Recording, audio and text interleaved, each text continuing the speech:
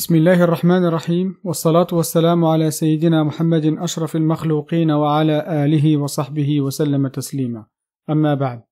Bonjour et bienvenue dans cette nouvelle vidéo qui vous expliquera comment réagir face à des hadiths contradictoires avec le Coran. Supposons que vous êtes en train de surfer sur Internet et que vous tombez sur un site ou un forum qui soulève des soupçons autour des hadiths authentiques. Des hadiths contradictoires entre eux, contradictoires avec le Coran, la science moderne, ou qui difforment l'image du prophète sallallahu alayhi wa sallam ou de l'islam. Face à cette situation, nous avons trois types de réactions. Une réaction possible est le déni. Je crois pas un seul mot de ce que je lis. C'est un groupe d'athées, de mécréants, qui raconte un tas de mensonges.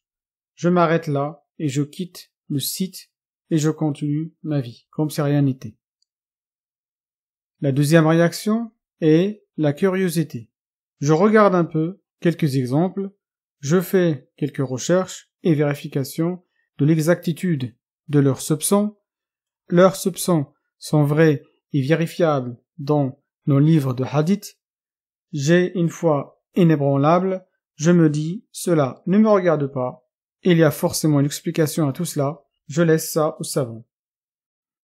La troisième réaction est, je suis choqué et je découvre l'existence de ces contradictions, puis je continue à apprendre là-dessus, et plus j'apprends, plus je secoue ma foi et mes certitudes jusqu'à douter du Coran, du prophète sallallahu alayhi wa sallam, voire quitter l'islam. Cette vidéo est surtout destinée à la troisième catégorie qui risque de douter de la véracité de l'islam. Supposons que vous lisez un hadith qui met en doute la complétude du Coran ou qui déforme l'image du prophète sallallahu alayhi wa sallam en le montrant comme un tueur assoiffé de sang, astaghfirullah, ou faible d'esprit jusqu'aux tentatives de suicide, astaghfirullah. Oui, ces exemples existent dans les hadiths. Laissez-moi vous donner ma méthode. La première chose est de vérifier les sources des hadiths. S'ils sont cités dans Al-Bukhari ou Muslim, qui sont considérés comme les plus authentiques des 6 authentiques, alors on passe à l'étape suivante. Sinon, on rejette ce hadith même s'il est authentifié par un tel ou un tel. La deuxième étape est de vérifier les dires des savants concernant ce hadith. Des fois, le soupçon provient d'une mauvaise compréhension ou interprétation. Si les avis des savants sont convaincants, alors vous êtes rassuré et instruit plus qu'avant. Vous pouvez alors soit garder cette conviction pour vous seul, soit la partager sur 6 sites et éviter à d'autres jeunes de se faire attraper dans les filets de ces soupçons.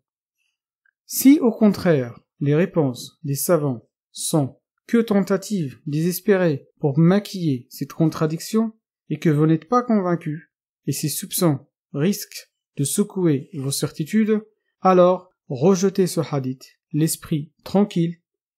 Tout hadith qui risque de secouer votre foi et votre croyance sans explication convaincante est forcément un hadith mensongère.